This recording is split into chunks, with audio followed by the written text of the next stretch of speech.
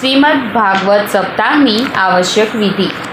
પુરાણોમાં શ્રીમદ્ ભાગવતના સપ્તાહ પારાયણનો તથા તેના શ્રવણનો ઘણો મોટો મહિમા બતાવવામાં આવ્યો છે.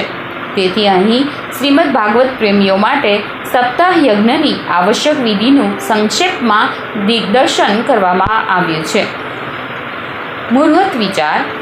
સૌપ્રથમ વિદ્વાન જ્યોતિષીને બોલાવીને તેમના વડે કથા આરંભ માટે શુભ મુહૂર્તનો વિચાર કરાવી લેવો જોઈએ. નક્ષત્રોમાં હસ્ત, ચિત્રા, સ્વાતિ, વિશાખા, અનુરાધા, પુનર્વસુ, પુષ્ય, રેવતી, અશ્વિની, મૃગશિરા, શ્રવણ, ધનિષ્ઠા અને પૂર્વભાદ્રપદા નક્ષત્રો ઉત્તમ છે. તિથિઓમાં બીજ, ત્રીજ, પાંચમ, છઠ, દશમ, એકાદશી અને બારસ આ તિથિઓને આ કાર્ય માટે શ્રેષ્ઠ ગણવામાં આવી છે. સોમ, બુધ, ગુરુ અને શુક્ર આ વાર સર્વોત્તમ છે. તિથિ, વાર અને નક્ષત્રોનો વિચાર કરવાની સાથે સાથે એ પણ જોઈ લેવું જોઈએ કે શુક્ર અથવા ગુરુ અસ્ત, બાલ અને વૃદ્ધ તો નથી ને.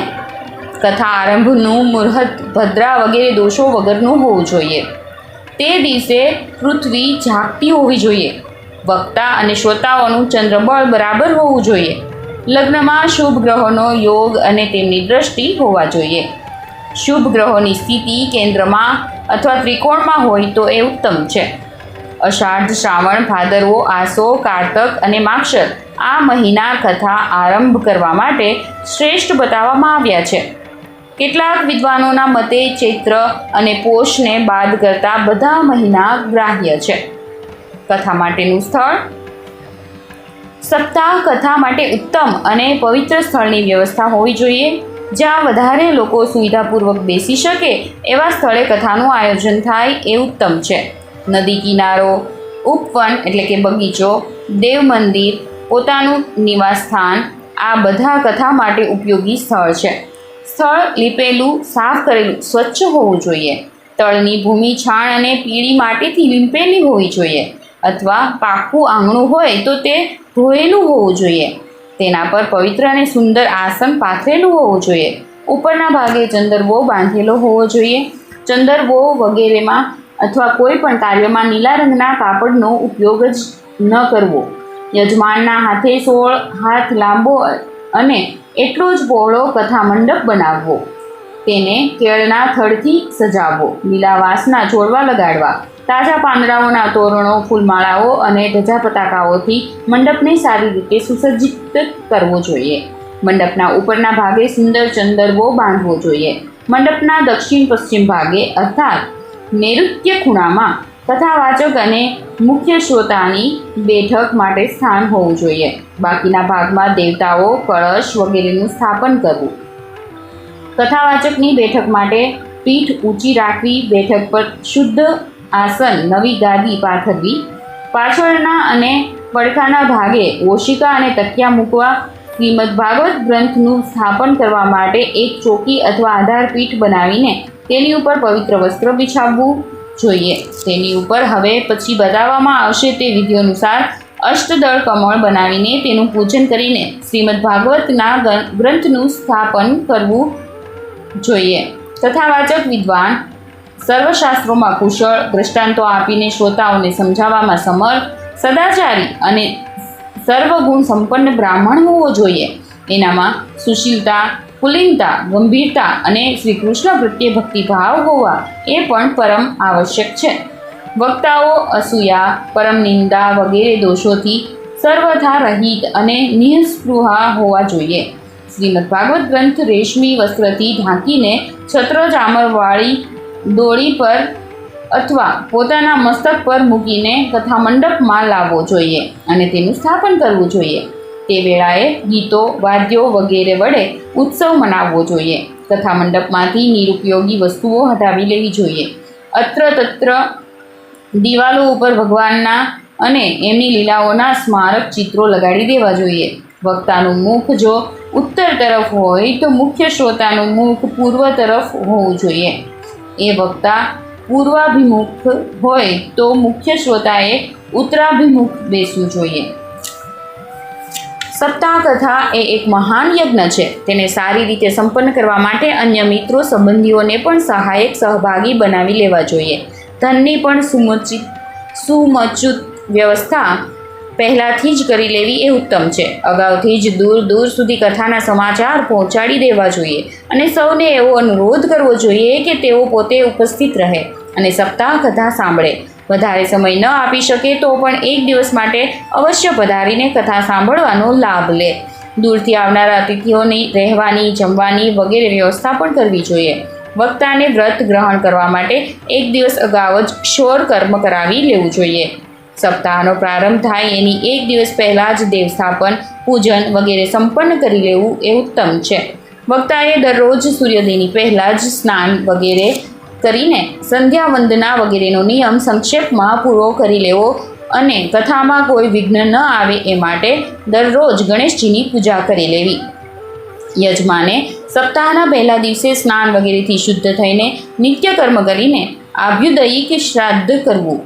આભ્યુદયિક શ્રાદ્ધ અગાઉથી પણ કરી શકાય છે. યજ્ઞમાં 21 દિવસ પહેલાં પણ અભ્યુદયિક શ્રાદ્ધ કરી શકાય તેવું વિધાન છે. એ પછી ગણેશ, બ્રહ્મા વગેરે દેવતાઓ સહિત 9 ગ્રહો, 16 માતુકાઓ, 7 ચિરંજીવો જેમાં અશ્વસ્થામા, બલિ, વ્યાસ, હનુમાન, વિભીષણ, કૃપાચાર્ય અને પરશુરામજીની તેમજ કળશની સ્થાપના અને પૂજા કરવી. એક પીઠિકા પર સર્વતોભદ્ર મંડળ બનાવીને તેના મધ્ય ભાગમાં તાંબાનો કળશ સ્થાપિત કરવો. કળશ ઉપર ભગવાન લક્ષ્મીનારાયણની સવર્ણમયી મૂર્તિનું સ્થાપન કરવું. કળશની બાજુમાં જ ભગવાન શાળગ્રામનું સિંહાસન ગોઠવવું જોઈએ. સર્વતોભદ્ર મંડળમાં સ્થિત સમસ્ત દેવતાઓનું પૂજન કર્યા પછી ભગવાન નરનારાયણ, ગુરુ, વાયુ, સરસ્વતી, શેષ, સનકાદિ, કુમારો, સંખ્યાયન, પરાશર, બૃહસ્પતિ, મૈત્રેય તથા ઉદ્ધવનું પણ આહ્વાન, સ્થાપન અને પૂજન કરવું જોઈએ. પછી ત્રયારોહિણી વગેરે 6 પૌરાણિકોનું પણ સ્થાપન પૂજન કરીને એક અલગ પીઠિકા પર તેમને સુંદર વસ્ત્ર ઓઢાડીને શ્રી નારદજીની સ્થાપના અને અર્ચના કરવી જોઈએ. ત્યાર પછી આધારપીઠ, ગ્રંથ અને વ્યાસ એટલે કે વક્તા આચાર્યનું પણ યથાપ્રાપ્ત ઉપચારોથી પૂજન કરવું જોઈએ. કથા નિર્વિઘ્ન સંપન્ન થાય એ માટે ગણેશ મંત્ર, દ્વાદશાક્ષરી મંત્ર અને ગાયત્રી મંત્રના જપ કરવા તથા વિષ્ણુ સહસ્ત્રના નામ અને ગીતાનો પાઠ કરવા માટે પોતાની શક્તિ પ્રમાણે 7, 5 અથવા 3 બ્રાહ્મણોની વરણી કરવી. શ્રીમદ ભાગવતનો પણ એક પાઠ અલગ બ્રાહ્મણ દ્વારા કરાવવો. દેવતાઓની સ્થાપના અને પૂજા કર્યા પહેલાં સ્વસ્તિ વાચન સાથે હાથમાં પવિત્રી એટલે કે વીટી, અક્ષત એટલે કે ચોખા, ફૂલ, જળ અને દ્રવ્ય લઈને એક મહાસંકલ્પ કરી લેવો જોઈએ. સંકલ્પ આ પ્રમાણે છે: ઓમ તત્સદજ્ઞ શ્રી મહાભાગવતો વિષ્ણોરાજ્ઞયા પ્રવર્તમાનસ્ય બ્રહ્મણો દ્વિતીયે પરાર્ધે શ્રી શ્વેતવારાહકલ્પે જંબુદ્વીપે ભરતખંડે આર્યાવર્તે વિષ્ણુ પ્રજાપતિ ક્ષેત્રે વૈવસ્વતમનુભોગ્યે કસત્પતિ યુગ ચતુષ્ટાયંત રગર્તા શસ્તવિંશતિતમક લી પ્રથમ ચરણે બૌદ્ધાવતારે અમુક સંવત્સરે અમુકાયને અમુકર્તો અમુકરાશિસ્થિતે ભગવતી સવિતરી અમુકામુકરાશિસ્થિતેષુ ચાંસ્યેષુ ગ્रहेषु મહામાંડલ્યપ્રદે માસાનુમુત્તમે અમુક માસે અમુક પક્ષે અમુક વાસરે અમુક ક્ષત્રે અમુક મુહૂર્ત કરણાદિ યતાતામ અમુક તીથો અમુક ગોત્ર અમુક પ્રવર અમુક શર્મા વર્મા ગુપ્ત અહમ પૂર્વાતીતાનેક જન્મ સંચિતાખિલ દુષ્કૃત નિવૃત્તિ પુરસ્સ રેહિકા ધ્યાત્મિકાદિ વિવિધતા પપા પાપ નોદાર્થ દશાશ્વમેઘ યજ્ઞજન્ય સમ્યગિષ્ટરાજસૂય યજ્ઞ સહસ્ત્ર પુણ્ય સમ પુણ્ય ચંદ્ર સૂર્ય ગ્રહણ કાલિક બહુ બ્રાહ્મણ સંપ્રાદન નક્ષવર્ષસ્ય પૂર્ણ સર્વ રત્નોપશોભિત મહિદાના પુણ્ય પ્રાપ્તયે શ્રી ગોવિંદ ચરણાવિંદ યુગલે નિરંતર उत्तरोत्तर मेधमान निस्सिम प्रेमोपलब्धे तदीय परमानंदम यगोलोक धामनी नित्य निवास पूर्वकत्पदिचर्या रसावाद न सौभ्यज्ञ सिद्धये च अमुक गोत्रामुक प्रवरा मुकर्षम ब्राह्मण वदनार मिंद्रां श्री कृष्ण वाडमय मूर्तिभूतम श्रीमद् भागवत मष्टादश पुराण प्रकृति भूत मनेक श्रोतुश्रवण पूर्वकम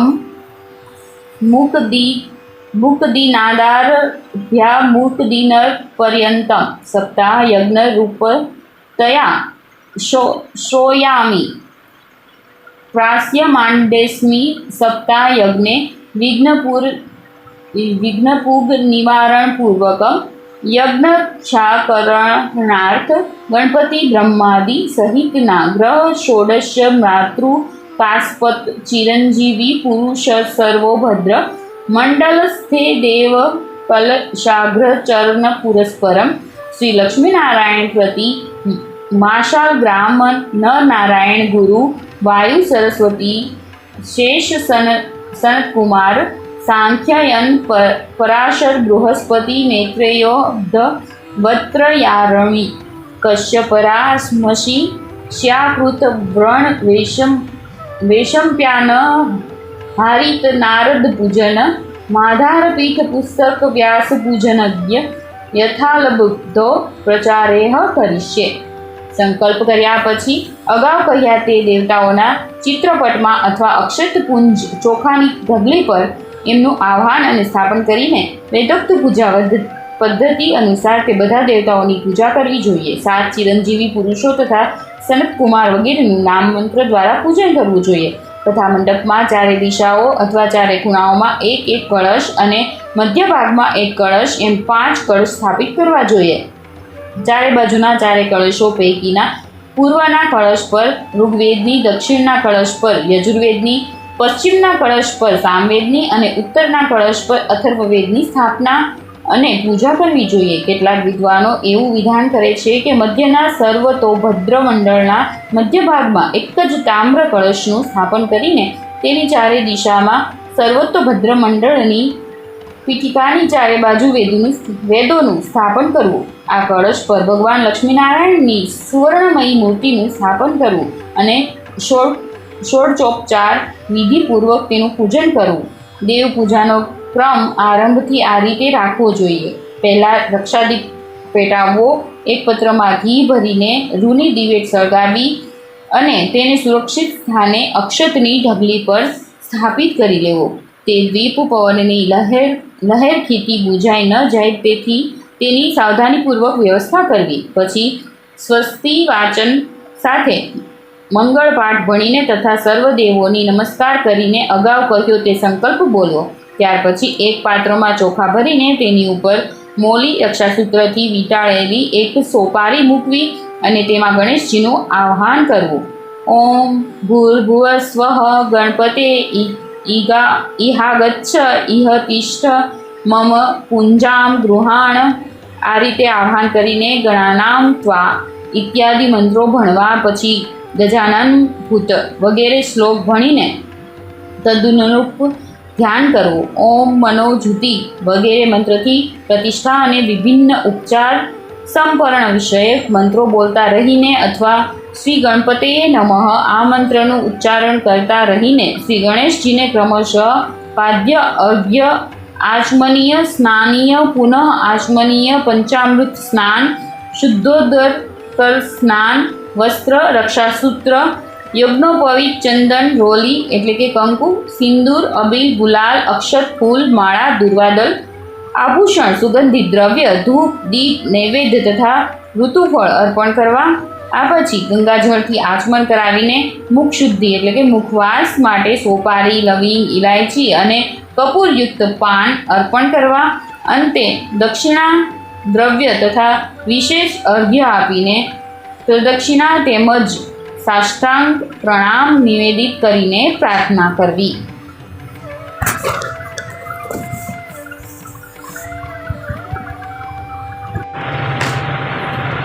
લંબોદરમ પરમ સુંદર મેકદંતમ રક્તાંબરમ ત્રિનયનમ પરમ પવિત્રમ ઉદ્યદિવાકર રોજ્જવલ કાયકાંતમ વિઘ્નેશ્વરમ સકલ વિઘ્નહરમ નમામિ ત્વામદેવ વિઘ્નદલનેતિ ચ સુંદરેતિ ભક્તિપ્રિયેતિ સુખદેતિ ફલપ્રદેતિ વિદ્યાપ્રદેત્યઃ રેતિ ચ યે સ્તુવંતિ તેભ્યો ગણેશવરદો ભવ નિત્યમેવ. અનયા પૂજ્યા ગણપતિઃ પ્રિયતામ ન મમ એમ બોલીને ગણેશજીને પુષ્પાંજલિ આપવી. ત્યાર પછી ઓમ ભૂર્ભુવસ્વઃ ભો બ્રહ્મ વિષ્ણુ શિવ સહિત સૂર્યાદીન નવગ્રહા ઇહાડગચ્છતેઃ તિષ્ઠિત મમ પૂજામ ગૃહિણીત. આ રીતે ઉચ્ચારીને અથવા વૈદિક મંત્રો ઉચ્ચારીને બ્રહ્માદિ સહિત નવગ્રહોનું આહ્વાન કરવું. પછી અગાઉની જેમ ઉપચાર મંત્રો બોલીને અથવા ઓમ બ્રહ્મણે નમઃ, ઓમ વિષ્ણવે નમઃ, ઓમ શિવાય નમઃ, ઓમ સૂર્યાય નમઃ, ઓમ ચંદ્રમસે નમઃ, ઓમ ભૌમાય નમઃ, ઓમ બુધાય નમઃ, ઓમ બૃહસ્પતે નમઃ, ઓમ ભાર્ગવાય નમઃ, ઓમ શનીશ્વરાય નમઃ, ઓમ રાહવે નમઃ, ઓમ કેતવે નમઃ. આ નામ મંત્રો બોલીને પાદ્ય અર્ઘ્ય વગેરે સર્વ ઉપચારો સમર્પિત કરીને નિમ્નલિખિત મંત્ર ભણીને પ્રાર્થના કરવી. ઓમ બ્રહ્મા મુરારી સ્ત્રી પુરાંતકારી ભાનુઃ શશી ભૂમિ સુતો બુધસ્વ ગુરુશ્વ શુક્ર શનિ રાહુ કેતુવ સર્વે ગ્રહાઃ શાંતિકરા ભવન્તુ. અનયા પૂજ્યા બ્રહ્મ વિષ્ણુ શિવ સહિત સૂર્યાદિ નવગ્રહાઃ પ્રિયંતામ ન મમ એમ બોલીને પુષ્પાંજલિ ચઢાવવી. ત્યાર પછી ઓમ ભૂર્ભુવઃ સ્વઃ ભો ગૌર્યાદિ ષોડશ માતર ઇહા ગચ્છત મમ પૂજામ ગૃહણીત. આ રીતે આહ્વાન કરીને નિમ્નોક્ત નામ મંત્રો બોલીને પાદ્ય અર્ઘ્ય વગેરે નિવેદિત કરવા. ઓમ ગૌર્યે નમઃ, ઓમ પદ્માય નમઃ, ઓમ શસ્યે નમઃ, ઓમ મેધાય નમઃ, ઓમ સાવિત્રે નમઃ, ઓમ વિજયાય નમઃ, ઓમ જયાય નમઃ, ઓમ દેવસેનાય નમઃ, ઓમ સંવર્ધાય નમઃ, ઓમ સ્વાહે નમઃ, ઓમ માતૃભ્યય નમઃ, ઓમ લોકમાતૃભ્યો નમઃ, ઓમ હસ્ત્રે નમઃ, ઓમ પૃષ્ઠે નમઃ, ઓમ તૃષ્ટે નમઃ, ઓમ આત્મકુલ દેવતાય નમઃ. પૂજા કર્યા પછી પ્રાર્થના કરવી. ગૌરી પજ્ઞા શચી મેઘા સાવિત્રી વિજયા જયા દેવસેના સ્વધા સ્વાહા માતરો લોકમાતરઃ હષ્ટિઃ પુષ્ટિસ્થા તૃષ્ટિરાત્મનઃ કુલદેવતા ઇત્યેતા માતરઃ સર્વા વૃદ્ધિં કુર્વन्तુ મે સદા. અનયા પૂજ્યા ગૌર્યાદિ ષોડશ માતરઃ પ્રિયંતંતાન મમ. આ રીતે સમર્પણ ભાવથી પુષ્પાંજલિ નિવેદિત કરવી. ત્યાર પછી ભો અશ્વસ્થામાદિસ ચિરજીવિન ઇહાગત્ય મમ પૂજામ ગૃહણીત. એ રીતે આહ્વાન કરીને અગાઉની જેમ નામ મંત્રો ઉચ્ચારીને પૂજા કરવી. ઓમ અશ્વસ્થામાને નમઃ, ઓમ બલયે નમઃ, ઓમ વ્યાસાય નમઃ, ઓમ હનુમતે નમઃ, ઓમ વિભીષણાય નમઃ, ઓમ કૃપાય નમઃ, ઓમ પરશુરામાય નમઃ. પૂજા કર્યા પછી હાથમાં ફૂલ લઈને નિમ્નલિખિત પ્રાર્થના કરવી.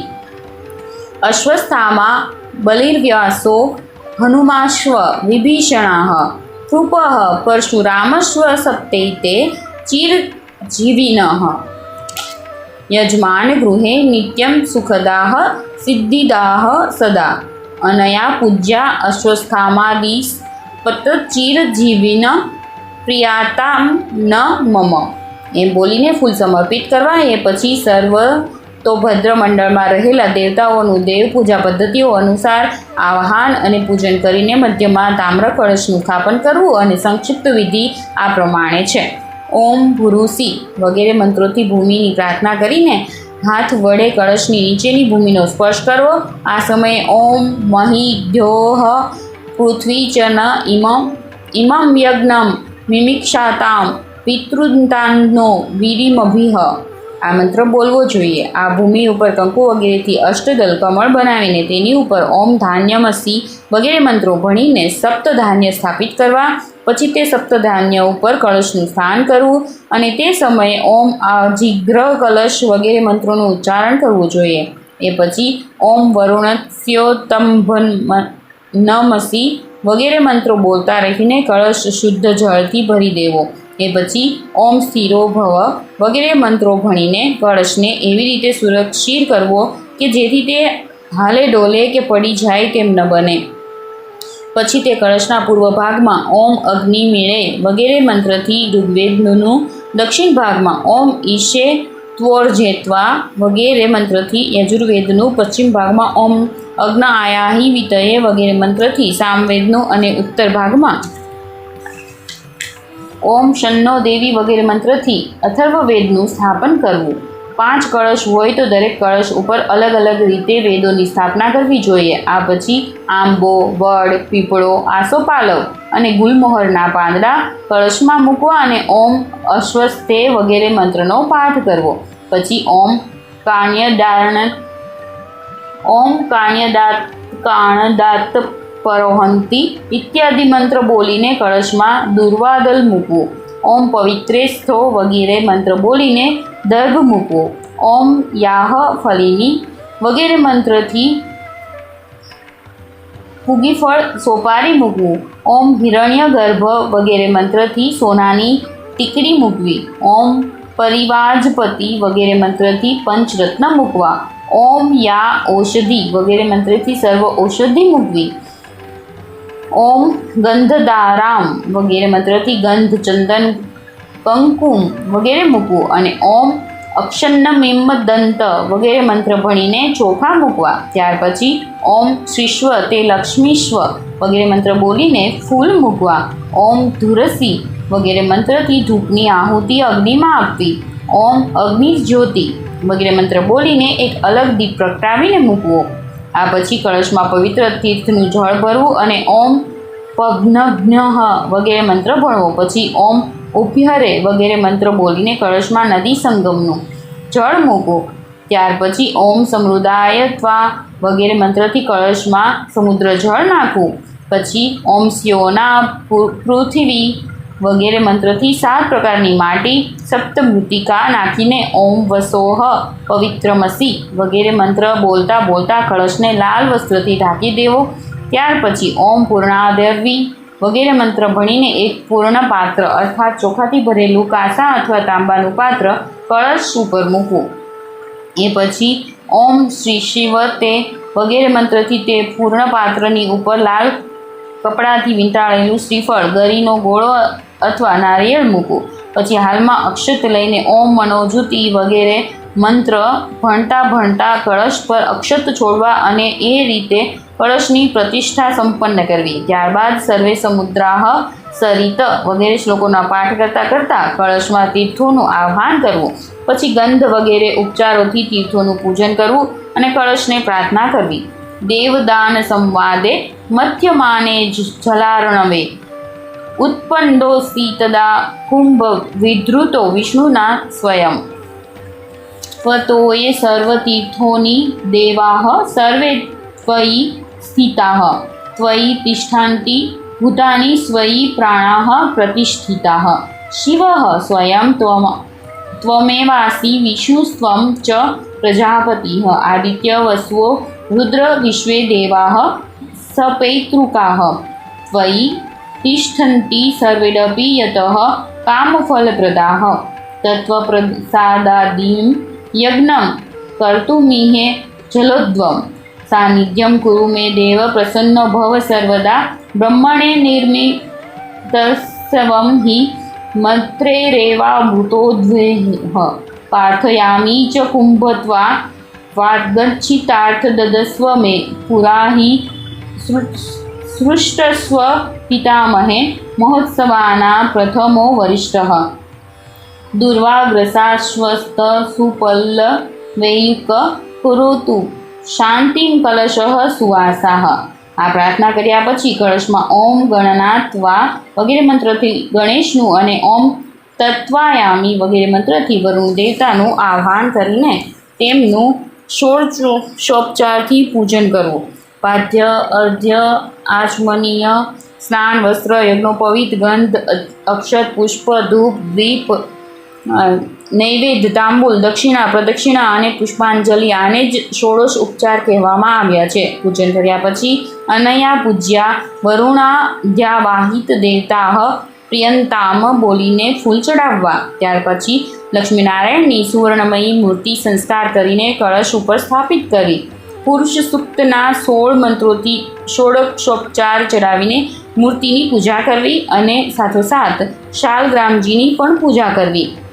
ષોડશોપચાર પૂજન વિધિ અન્યત્ર આ ગ્રંથમાં શ્રીમદ ભાગવતની પૂજન વિધિ શીર્ષકવાળા લેખમાં આપવામાં આવી છે. પૂજા કર્યા પછી ભગવાનને આ રીતે પ્રાર્થના કરવી. બ્રહ્મસત્રમ કરિષ્યામિ ત્વાનુગ્રહતો વિભો તન્નિર્વિઘ્નમ ભવેદેવ રામાનાથ ક્ષમસ્વ મે. અનયા પૂજ્યા લક્ષ્મી સહિતો ભગવાન્ય નારાયણ પ્રિયતામ નમઃ એમ બોલીને પુષ્પાંજલિ ચડાવવી. આ રીતે સર્વત્ર કરવું. આ પછી ઓમ નર નારાયણાભ્યામ નમઃ આ મંત્ર ભણીને ભગવાન નર નારાયણનું આહ્વાન અને પૂજન કરીને આ રીતે પ્રાર્થના કરવી.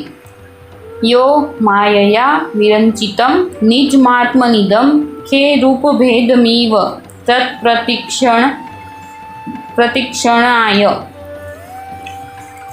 એતેન ધર્મસદને ઋષિમૂર્તિનાદ્ય પ્રાદુક્ષ્વાકર પુરુષાય નમઃ પરસ્મે સોડયમ સ્થિતવ્યતિ કરોપસ્માય સુષ્ટાન સત્વેન નઃ સુરગણાનુમેયતત્વ દ્રશ્યાદદ્ભ્રકરુણેન વિલોકનેન યચ્છિનિકેતમમલં ક્ષિપ્તારવિંદમ. અનયા પૂજ્યા ભગવંતો નર નારાયણો પ્રિયતા ન મમ. ત્યારબાદ વક્તા અને શ્રોતાઓના તમામ વિકારો દૂર કરવા માટે વાયુ દેવતાનું આહ્વાન અને પૂજન કરવું. ઓમ વાયવે સર્વકલ્યાણકર્ત્રે નમઃ આ મંત્ર બોલીને પાદ્ય વગેરેનું નિવેદન કરીને નિમ્નલિખિત પ્રાર્થના કરી. અંતઃ પ્રવિશ્ય ભૂતાની યો બિભર્ત્યા કેતુભિઃ અંતર્યામીશ્વરઃ સાક્ષાત પાતુ નો હૃદયશે સ્ફુટમ. અનયા પૂજ્યા સર્વકલ્યાણકર્તા વાયુ પ્રિયતામ નમઃ. વાયુની પૂજા કર્યા પછી ઓમ ગુરુવે નમઃ આ મંત્રથી ગુરુનું પૂજન કરીને પ્રાર્થના કરવી. બ્રહ્મસ્થાન સરોજ મધ્ય વિલસચ્છી તાંશુ પીઠ સ્થિતમ સ્ફુર્જત સૂર્યરુચિમ વરાભયકરમ કપૂરકુંદોજ્જવલમ શ્વેતસ્તવસ્નાનુલેપનયુક્તમ વિઘ્નુદૃચા કાંતયા સંશીલષ્ટાર્ધતનું પ્રસન્નવદનમ વંદે ગુરુમ સાદરમ. અનયા પૂજ્યા ગુરુદેવ પ્રિયતામ નમઃ.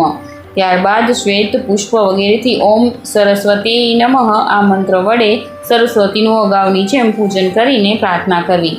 યા કુંદેન્તુ તુષારહાર ધવલા યા શુભ્રવસ્તામૃતા યા વીણાવરદંડમંડિતકરા યા શ્વેત પદ્માસના યા બ્રહ્માચ્યુત શંકર પ્રભૃતિભિ દેવે સદા વંદિતા સા મા પાતુ સરસ્વતી ભગવતી નિઃશેષ જાડ્યાપહા. અનયા પૂજ્યા ભગવતી સરસ્વતી પ્રિયતામ નમઃ.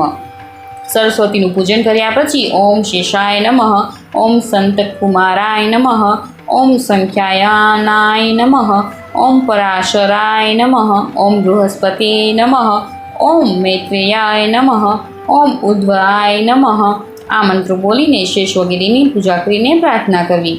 શેષ સનંતકુમારશ્વ સાંખ્યાયનશ્પરાશરો બૃહસ્પતિશ્વ મૈત્રેય ઉદ્ધવશ્વાત્ર કર્મણિ પ્રત્યુર્હુંદમ સતમ હરંતામ પૂજિતા મયા. અનયા પૂજ્યા શેષંત કુમાર સંખ્યાયાન પરાશર બૃહસ્પતિ મિત્રેયોદ્ધવા પ્રિયાતામ નમઃ. એ પછી ઓમ ત્રણયારુણયે નમઃ ઓમ કશ્યપાય નમઃ ઓમ રામશિષ્યાય નમઃ ઓમ અકૃતવર્ણાય નમઃ, ઓમ વેશમ્પાયનાય નમઃ, ઓમ હરિતાય નમઃ. આ મંત્રો ઉચ્ચારીને ત્રૈયારુણી વગેરે 6 પૌરાણિકોની પૂજા અગાઉની જેમ કરીને પ્રાર્થના કરવી. ત્રૈયારુણી હ કશ્યપશ્વ રામશિષ્યોડ કૃતવર્ણ વેશમ્પ્યાયન હરિતૌષડ વૈ પૌરાણિકા મે સુખદાહ સંતુ મે નિત્યમનાયા પૂજ્યાર્ચિતાઃ એતયા પૂજ્યા ત્રયારુભિ પ્રભુતય ષટ્પૌરાણિકા પ્રિયંતંતા નમઃ. ત્યાર પછી ઓમ ભગવતે વ્યાસાય નમઃ. આ મંત્રથી ભગવાન વ્યાસદેવની સ્થાપના કરી અને પૂજા કરીને આ રીતે પ્રાર્થના કરવી. નમસ્તસ્મે ભગવતે વ્યાસાય મિતતેજસે પરપુજ્ઞામયમ સૌમ્ય યન્મુખાંબુરહાસવમ અનયા પૂજ્યા ભગવાન વ્યાસ પ્રિયતામ નમઃ. આ પછી સપ્તાહયજ્ઞમાં ઉપદેશક ભગવાન સૂર્યની સ્થાપના કરીને દરરોજ એમની પણ પૂજા કરવી. એમની પૂજાનો મંત્ર ઓમ સૂર્યાય નમઃ છે. પૂજા કર્યા પછી આ રીતે સૂર્યને પ્રાર્થના કરવી જોઈએ. લોકેશ તવમ જગચ્ચક્ષુઃ સત્કર્મ તવ ભાષિતમ કરોમિ તચ્ચ નિર્વિઘ્નમ પૂર્ણમસ્તુ ત્વદર્ચનાત અનયા પૂજ્યા સપ્તાહયજ્ઞોપદેષ્ટા ભગવાન સૂર્ય પ્રિયતામ નમઃ. આ પછી 10 અવતારોની તથા શ્રી સુખદેવજીની પણ યથોચિત સ્થાને સ્થાપના કરીને તેમની પૂજા કરવી જોઈએ. ત્યારબાદ નારદ પીઠ અને પુસ્તક પીઠ બંનેની એકસાથે પૂજા કરવી.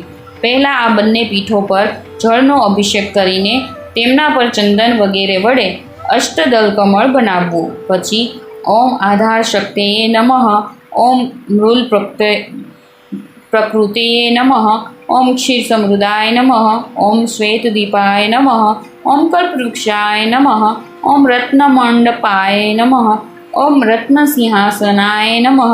આ મંત્રોથી બંને પીઠોમાં આધારશક્તિ વગેરેની ભાવના કરીને પૂજા કરવી. પછી ચારે દિશાઓમાં પૂર્વ વગેરેના અનુક્રમે ઓમ ધર્માય નમઃ, ઓમ જ્ઞાનાય નમઃ, ઓમ વૈરાગ્યાય નમઃ, ઓમ ઐશ્વર્યાય નમઃ. આ મંત્રો વડે ધર્મ વગેરેની ભાવના અને પૂજા કરવી. પછી પીઠોના મધ્ય ભાગમાં ઓમ અનંતાય નમઃ મંત્રથી અનંતની અને ઓમ મહાપ્યાય નમઃ મંત્રથી મહાપદ્મની પૂજા કરવી. પછી આમ ચિંતન કરવું, તે મહાપદ્મનું કંદ એટલે કે મૂળ ભાગ આનંદમય છે, તેની નાળ સંયુક્ત સ્વરૂપ છે અને પાંખડીઓ પ્રકૃતિમય છે, તેના કેસર વિકૃતિ રૂપ છે, તેના બીજ પંચાશત વર્ણ સ્વરૂપ છે અને એમનાથી તે મહાપદ્મની કર્ણિકા એટલે કે ગાદી વિભૂષિત છે. તે કર્ણિકામાં અર્કમંડળ, સોમમંડળ અને વહની મંડળ રહેલા છે. એમાં પ્રબોધાત્મક સત્વ, રજ અને તપ પણ બિરાજમાન છે. આવી ભાવના કર્યા પછી તે બધાની પંચોપચારથી પૂજા કરવી. એ માટેના મંત્રો આ પ્રમાણે છે.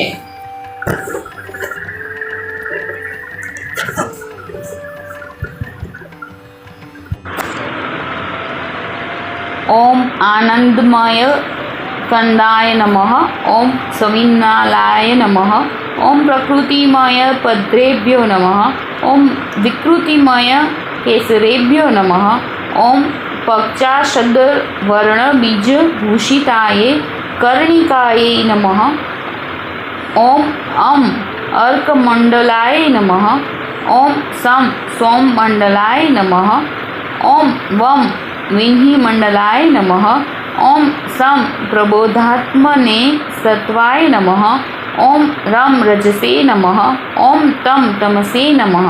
આ બધાની પૂજા કર્યા પછી કમળની બધી બાજુએ પૂર્વ વગેરે 8 દિશાઓમાં ક્રમશઃ ઓમ વિમલાય નમઃ, ઓમ ઉત્કર્ષિણે નમઃ, ઓમ જ્ઞાનય નમઃ, ઓમ પ્રિયાય નમઃ, ઓમ યોગાય નમઃ, ઓમ પ્રદ્મયે નમઃ, ઓમ સત્યાય નમઃ, ઓમ ઈશાનાય નમઃ. આ મંત્રો વડે વિમલા વગેરે 8 શક્તિઓની પૂજા કરવી અને કમળના મધ્ય ભાગમાં ઓમ અનુગ્રહાય નમઃ મંત્રથી અનુગ્રહા નામની શક્તિની પૂજા કરવી. ત્યાર પછી ઓમ નમો ભગવતે વિષ્ણવે સર્વભૂતાત્માને વાસુદેવા પદ્મભીટાત્મક નમઃ આ મંત્રથી સંપૂર્ણ પદ્મપીઠની પૂજા કરીને તેની ઉપર સુંદર વસ્ત્ર મૂકવું અને તેની ઉપર સ્થાપન કરવા માટે શ્રીમદ ભાગવત ગ્રંથને હાથમાં સાહીને ઓમ ધ્રુવા પૃથિવી ધ્રુવાસા પર્વતાઈને ધ્રુવમ વિશ્વમિદમ જગદ ધ્રુવો રાજા વિશામસી આ મંત્ર બોલતા રહીને તે પીઠ ઉપર સ્થાપિત કરી દેવો. પછી ઓમ મનોજુતિહ ઇત્યાદિ મંત્રની ગ્રંથની પ્રતિષ્ઠા કરીને પુરુષ સૂક્તના 16 મંત્રો વડે ષોડશોપચાર વિધિથી પૂજા કરવી. આ વિધિ અગાઉ શ્રીમદ ભાગવતની પૂજન વિધિ શીર્ષકવાળા લેખમાં આપેલી છે. તે પછી બીજી પીઠની શ્વેત વસ્ત્રથી ઢાંકીને તેની ઉપર દેવર્ષિ નારદનું સ્થાપન કરવું અને ઓમ સુરેશ્વર નારદાય નમઃ આ મંત્રથી તેમની વિધિવત પૂજા કરીને નિમ્નલિખિત પ્રાર્થના કરવી. ઓમ નમસ્તુભ્યમ ભગવતે જ્ઞાન વૈરાગ્યશાલિને નારદાય સર્વલોકપૂજિતાય સુરર્ષયે અનયા પૂજ્યા દેવર્ષિ નારદ પ્રિયતામ નમઃ. આ રીતે પૂજા કર્યા પછી યજમાને પુષ્પ, ચંદન, પાન, વસ્ત્ર, દક્ષિણા, સોપારી અને રક્ષાસૂત્ર હાથમાં રાખીને ઓમ અધ્યામુખ ગોત્રમ મુખ પ્રવરમ મુખ શર્મણમ બ્રાહ્મણે મે ભીર્વરણ દ્રવ્યેહ સર્વેષ્ટ શ્રીમદ ભગવત વક્તૃત્વેન ભવંતમહમ વૃણે.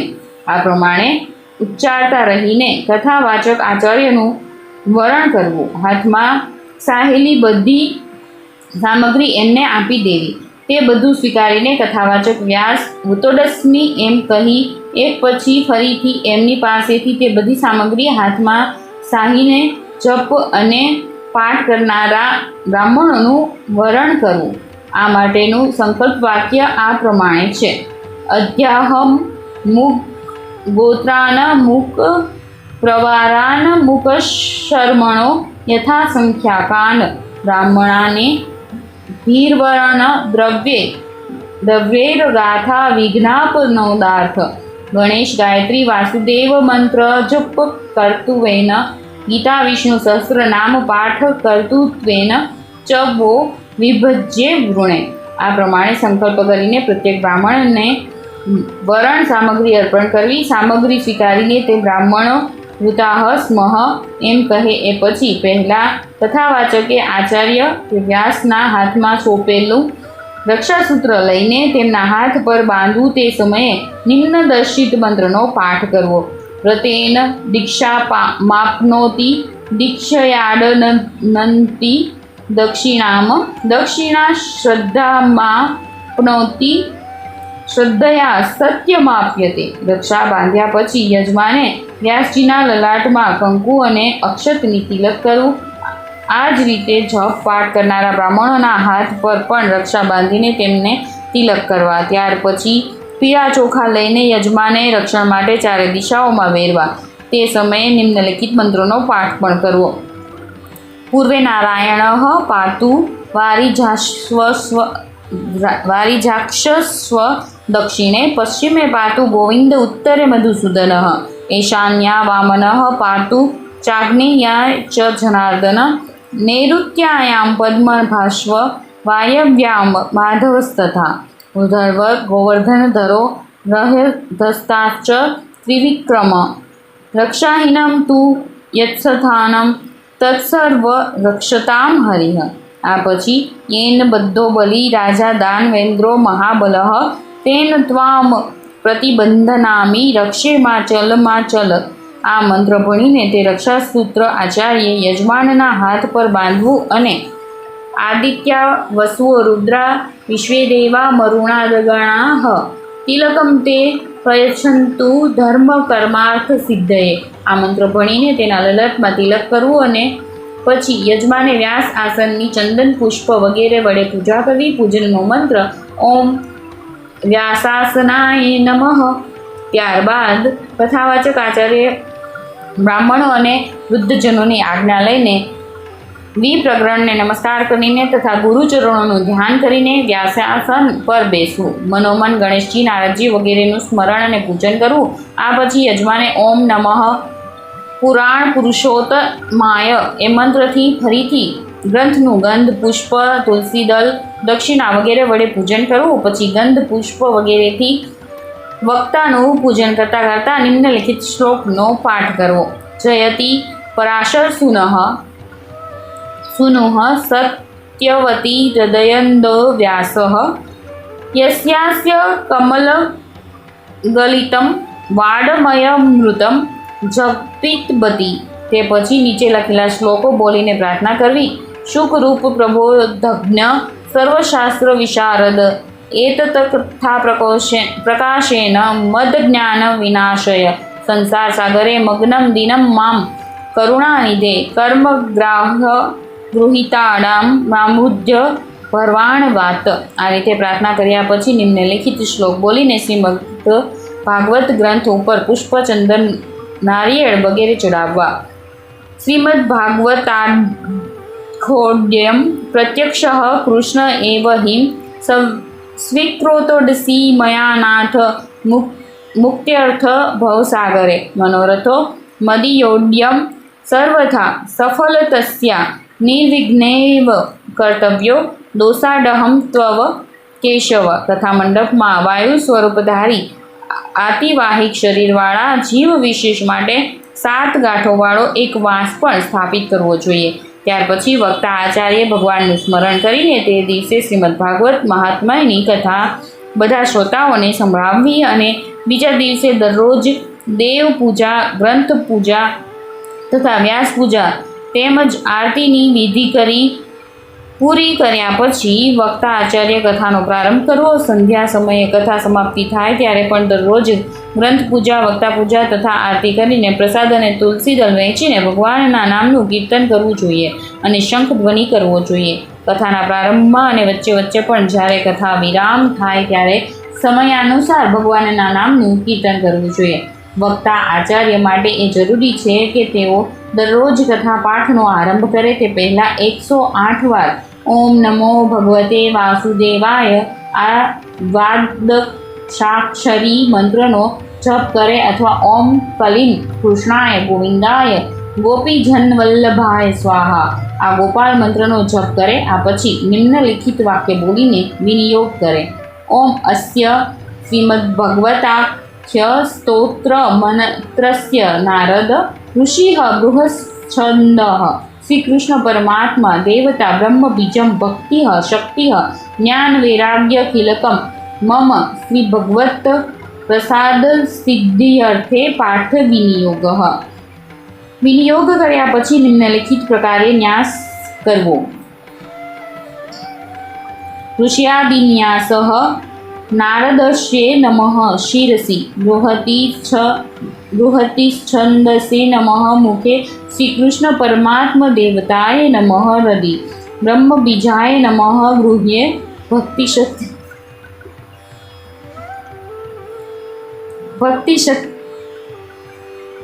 ભક્તિશક્તે નમઃ પાદયો જ્ઞાન વૈરાગ્ય કિલકાભ્યામ નમઃ નાભો શ્રીમદ્ભગવત પ્રસાદ સિદ્ધયર્થક પાઠ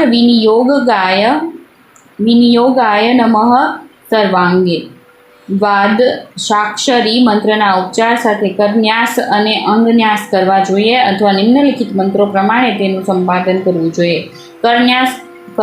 કરન્યાસઃ ઓમ કલામ અંધુષ્ઠાભ્યામ નમઃ ઓમ કલીમ તર્જનીભ્યામ નમઃ ઓમ કલુમ મધ્યમાભ્યામ નમઃ ઓમ કલૈ અનામિકાભ્યામ નમઃ ઓમ કલો કનિષ્ઠકાભ્યામ નમઃ ઓમ કલહ કરતલકર પૃષ્ઠાભ્યામ નમઃ અંડન્યાસઃ ઓમ કલા હૃદયાય નમઃ ઓમ કલી શીર્ષે સ્વાહા ઓમ કલુશિખાય વષ્ટ ઓમ ક્લે કવાચાય હુમ ઓમ કલો નેત્રતાયાય વોષટ ઓમ કલ અસ્ત્રાય ફટ આ પછી નિમ્નલિખિત શ્લોકથી ધ્યાન કરવું. કસ્તુરી તિલકમ લલાટ પટલે વક્ષસ્થલે કૌસ્તુભમ નાસાગ્રે વરમૌક્તિકમ કરતલે વેણુઃ કરે ખંડનમ સર્વાંગે હરિશ્ચંદનમ સુલલિતમ કંઠે ચ મુક્તાવલી ગોપસ્ત્રી પરિવેષ્ટિતો વિજયતે ગોપાલચૂડામણિઃ અસ્તિ સ્વસ્તરૂઢી કરાગ્રવિગ લત્કલપ પ્રસુન્નાલતુત્તમ વસ્તુ પ્રસ્તુ તમેણુનાદ લહરી નિર્વાણ નિર્વ્યાકુલમ સ્ત્રસ્ત નિબદ્ધની વિવિલસદ ગોપી સહસ્રાવૃતમ હસ્તનયસ્તન તાપવર્ગમ ખિલોદારમ કિશોરા કૃતિઃ. આ રીતે ધ્યાન કર્યા પછી કથાનો પ્રારંભ કરવો જોઈએ. સૂર્યોદય વેળાથી શરૂ કરીને દરરોજ 3:30 પ્રહર કથા વાંચન કરવું જોઈએ. મધ્યાહન સમયે 2 ઘડી માટે કથા વિરામ રાખવો જોઈએ. પ્રાતઃકાળથી મધ્યાહન સુધી મૂળ કથાનો પાઠ કરવો જોઈએ અને મધ્યાહનથી સંધ્યાકાળ સુધી કથાનો સંક્ષિપ્ત ભાવાર્થ પોતાની ભાષામાં કહેવો જોઈએ. મધ્યાહનને વિરામના સમયે તથા રાત્રિના સમયે ભગવાનના કીર્તનની વ્યવસ્થા કરવી જોઈએ. શ્રોતાઓ માટે સ્થાન. વક્તાની સામે શ્રોતાઓના બેસવા માટે આગળ પાછળ 7 હરોળો બનાવી લેવી જોઈએ. પહેલી હરોળનું નામ સત્યલોક છે અને એમાં સાધુ, સંન્યાસી, વૈરાગી, વૈષ્ણવો વગેરેને બેસાડવા જોઈએ. બીજી હરોળ તપોલોક કહેવાય છે, તેમાં વાનપ્રસ્થી શ્રોતાઓને બેસાડવા જોઈએ. ત્રીજી હરોળને જનલોક નામ આપવામાં આવ્યું છે, તેમાં બ્રહ્મચારી શ્રોતાઓને બેસાડવા જોઈએ. ચોથી હરોળને મહરલોક કહેવામાં આવી છે અને આ બ્રાહ્મણ શ્રોતાઓ માટેનું સ્થાન છે. 5મી હરોળને સર્વલોક કહે છે, તેમાં ક્ષત્રિય લોકોને બેસાડવા જોઈએ. 6ઠ્ઠી હરોળમાં નામ ભૂર્વલોક છે, જે વૈશ્ય શ્રોતાઓ માટેનું સ્થાન છે. 7મી હરોળ ભૂર્લોક માનવામાં આવી છે અને તેમાં શુદ્ર જાતિના શ્રોતાઓને બેસાડવા જોઈએ. સ્ત્રીઓએ વક્તાની ડાબી બાજુની ભૂમિ પર બેસીને કથા સાંભળવી. આ સ્થાનો એવા લોકો માટે નિશ્ચિત કરવામાં આવ્યા છે કે જેઓ દરરોજ નિયમસર કથા સાંભળે છે. જે શ્રોતાઓ કથા આરંભ થઈ ગયા પછી થોડાક મોડા અનિયમિતપણે આવે છે, તેમના માટે વક્તાની જમણી બાજુના ભૂમિ ભાગમાં સ્થાન રાખવું જોઈએ. શ્રોતાઓ માટે નિયમો. શ્રોતાએ દરરોજ એકવાર હવિષ્યાનન ભોજન કરવું. પતિત, દુર્જન વગેરેનો સંગ કરવાનું તો દૂર રહ્યું, એમની સાથે વાર્તાલાપ પણ ન કરવો. બધા માટે બ્રહ્મચર્ય પાલન. ભૂમિશયન, નીચે આસન બિછાવીને અથવા તખ્ત પર સૂવું, આ બધા શ્રોતાઓ માટે ફરજિયાત છે. એકાગ્રચિત્ત થઈને કથા સાંભળવી જોઈએ. જેટલા દિવસ કથા સાંભળે ધન, પત્ની, પુત્ર, ઘર તથા લૌકિક લાભની સમસ્ત ચિંતાઓ છોડી દેવી. મળમૂત્ર પર કાબૂ રાખવા માટે હલકો આહાર સુખદાયી થાય છે. જો શક્તિ હોય તો 7 દિવસ સુધી ઉપવાસ કરીને કથા સાંભળવી, નહીંતર દૂધ પીને સુખેથી કથા સાંભળવી. આનાથી પણ કામ ન ચાલે તો ફળાહાર અથવા 1 ટક ભોજન કરવું. જે રીતે પણ સુખેથી કથા સાંભળવાની સુવિધા રહે તેમ કરવું. દરરોજ કથા સમાપ્ત થયા પછી જ ભોજન કરવું ઉચિત છે. દાળ, મધ, તેલ, ભારે અન્ન, ભાવદૂષિત અન્ન તથા વાસી અન્નનો પરિત્યાગ કરવો. કામ, ક્રોધ, મદ, માન, ઈર્ષ્યા, લોભ, દંભ, મોહ અને દ્વેષથી દૂર રહેવું. વેદ, વૈષ્ણવ, બ્રાહ્મણ, ગુરુ, ગાય, વ્રતી, સ્ત્રી, રાજા તથા મહાપુરુષોની ક્યારેય ભૂલથી પણ નિંદા ન કરવી. રજસ્વાલા, ચાંડાલ, મલેચ્છ, પતિત, વ્રતહીન, બ્રાહ્મણ દ્રોહી તથા વેદો વડે બહિષ્કૃત કરાયેલા મનુષ્યો સાથે વાર્તાલાપ ન કરવો. મનમાં સત્ય, શૌચ, દયા, મૌન, સરળતા, વિનય અને ઉદારતાને સ્થાન આપવું. શ્રોતાઓએ વક્તા કરતાં ઊંચા આસન પર ક્યારેય ન બેસવું જોઈએ. થોડીક ખાસ વાતો. પ્રત્યેક સ્કંધ સમાપ્ત થાય ત્યારે ચંદન, પુષ્પ, નૈવેદ્ય વગેરે વડે ગ્રંથની પૂજા કરીને આરતી ઉતારવી જોઈએ. કથામાં શુકદેવજીના આગમનનો તથા શ્રી કૃષ્ણના પ્રગટ થવાનો પ્રસંગ આવે ત્યારે પણ આરતી કરવી જોઈએ. 12મો સ્કંધ સમાપ્ત થાય ત્યારે પણ ગ્રંથ અને વક્તાનું ભક્તિપૂર્વક પૂજન કરવું જોઈએ. વક્તા ગૃહસ્થ હોય તો તેમને પોતાની શક્તિ અનુસાર વસ્ત્રાભૂષણ તથા રોકડ રૂપિયા ઉદારતાપૂર્વક આપવા જોઈએ. મૃદંગ વગેરે વગાડીને જોરશોરથી કીર્તન કરવું જોઈએ. જય જયકાર, નમસ્કાર અને શંખનાદ કરવો જોઈએ. બ્રાહ્મણોને અને યાચકોને અન્ન તેમજ ધન આપવું જોઈએ. શ્રોતાઓને વક્તાના હાથે પ્રસાદ અને તુલસી દલ મળવા જોઈએ. દરરોજ કથાના આરંભમાં અને અંતમાં આરતી થાય એ જરૂરી છે. શ્રીમદ ભાગવતની આરતી આ ગ્રંથમાં અન્યત્ર આપવામાં આવી છે. કથાનો વિશ્રામ દરરોજ નિશ્ચિત સ્થળે જ કરવો જોઈએ. પહેલા દિવસે મનુકર્દમ સંવાદ પછી, બીજા દિવસે ભરતચરિત્ર પછી, ત્રીજા દિવસે 7મા સ્કંધની સમાપ્તિ પછી, ચોથા દિવસે શ્રી કૃષ્ણના પ્રાકટ્ય પછી, 5મા દિવસે રૂકમણી વિવાહ પછી, 6ઠ્ઠા દિવસે હંસોપાખ્યાન પછી કથા વિરામ કરવો જોઈએ અને 7મા દિવસે એ પછીનો બાકી ભાગ પૂરો કરી લેવો જોઈએ. સ્કંધના આરંભનો શ્લોક અને અંતિમ શ્લોક ઘણીવાર ઉચ્ચ સ્વરે બોલવા જોઈએ. કથા સમાપ્ત થયા પછી બીજા દિવસે ત્યાં સ્થાપિત થયેલા તમામ દેવતાઓનું પૂજન કરીને હવનની વેદી પર પંચભૂત સંસ્કાર, અગ્નિ સ્થાપન અને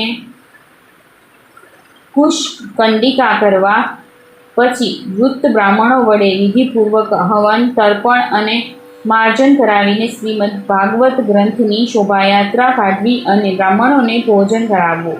મધ મિશ્રિત ખીર, તલ વગેરેથી ભાગવતના શ્લોકોમાં દશાંશ ભાગ જેટલી અર્થાત 1800 આહુતિ આપવી જોઈએ. ખીર સુલભ ન હોય તો તેના બદલે તેલ, ચોખા, જવ, મેવો, શુદ્ધ ઘી અને સાકર મેળવીને હવન યોગ્ય પદાર્થ તૈયાર કરી લેવો જોઈએ. આમાં સુગંધિત પદાર્થો કપૂર, કાચરી, ચંદન ચૂર્ણ વગેરે પણ ભેળવવા જોઈએ. પૂર્વોક્ત 1800 આહુતિઓ ગાયત્રી મંત્ર સાથે અથવા 10મા સ્કંધના એક શ્લોક સાથે આપવી જોઈએ. હવનના અંતમાં દિક્પાલો વગેરે માટે બલિ, ક્ષેત્રપાલ પૂજન, છાયાપાત્રનું દાન, હવનનું દશાંશ તર્પણ અને તર્પણનું દશાંશ માર્જન કરવું જોઈએ. પછી આરતી કર્યા બાદ કોઈ નદી, સરોવર અને કૂવો વગેરે સ્થળે જઈને